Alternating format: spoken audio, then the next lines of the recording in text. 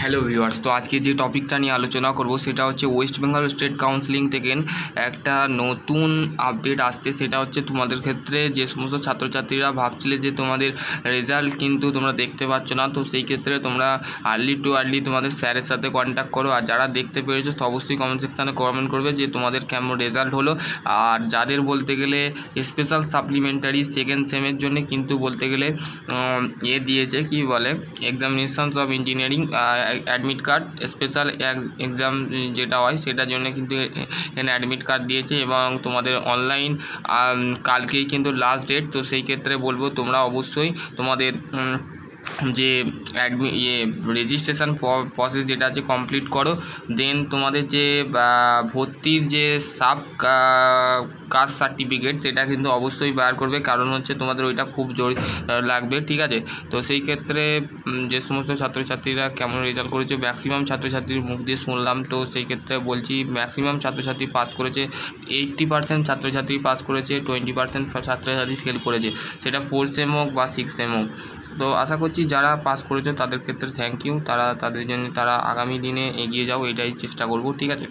আর যাদের জব চাই তো অবশ্যই কমেন্ট সেকশানে কমেন্ট করবে যে দাদা আমাদের জব দরকার। তো সেই ক্ষেত্রে তোমাদের আর্লি টু আর্লি আমি তোমাদের জব প্রোভাইড করে দেবো। এমনিতে তোমরা টাটা গ্রুপে অ্যাড আছো, তো সেখান থেকে টাটা গ্রুপ থেকে তোমাদের বিভিন্ন diploma, ITI, 10 pass 12 pass job আসছে। তো সেই ক্ষেত্রে তোমাদের চিন্তা করার কোনো করিও নেই, ঠিক আছে। আর যারা 4th সেম থেকে 5th সেম হচ্ছে এখন জবের চিন্তাটা ছাড়ো, নিজের যে সেমিস্টার পরীক্ষাগুলো আসছে বা যে প্র্যাকটিক্যাল বা থিওরি যেগুলো আছে সেইগুলো একটু মন দাও, ঠিক আছে।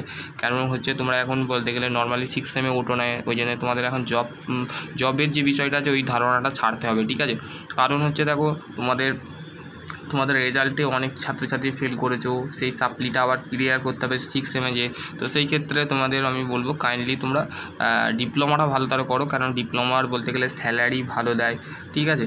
আর 10 পাস 12 পাসের জব না করে ডিপ্লোমাটা পাস করো, ইঞ্জিনিয়ারিং ভালো লেভেলে তোমরা কাজ করতে পারো কোম্পানিতে, ঠিক আছে। তো সেই ক্ষেত্রে তোমাদের বলবো তোমরা যারা আর একটা হচ্ছে তোমাদের এখনও যখন ইনভ্যালিড এবং ভ্যালিড দেখাচ্ছে যে তোমাদের সার্টিফিকেট তোমরা দেখতে পাচ্ছ না, তো তোমাদের টিচারের সাথে কন্ট্যাক্ট করো, টিচারই বলে দেবে যে তুমি পাস করেছো না এ হয়েছো। তো সেই ক্ষেত্রে টিচার বলে দেবে, তো সেই ক্ষেত্রে তোমাদের টিচারের সাথে কন্ট্যাক্ট করো, ঠিক আছে।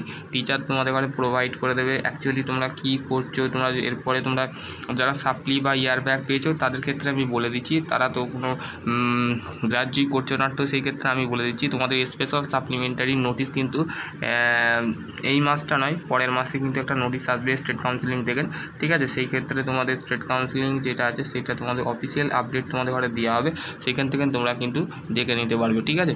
আর স্পেশাল সাপ্লিমেন্টারি দেওয়ার পরে যদি সাপ্লি আছে তো সেই ক্ষেত্রে তোমাদের একটাই করণীয়, সেটা হচ্ছে রিভিউ ভেরিফিকেশান প্রসেস। তো সেই রিভিউ ভেরিফিকেশান প্রসেস কমপ্লিট করার পর দেন তোমার যে মার্কশিট আছে সেটা তোমরা পেয়ে যেতে হবে। অনেক ছাত্রছাত্রী পাসও হয়ে যাবে, চিন্তা করতে হবে না, ঠিক আছে।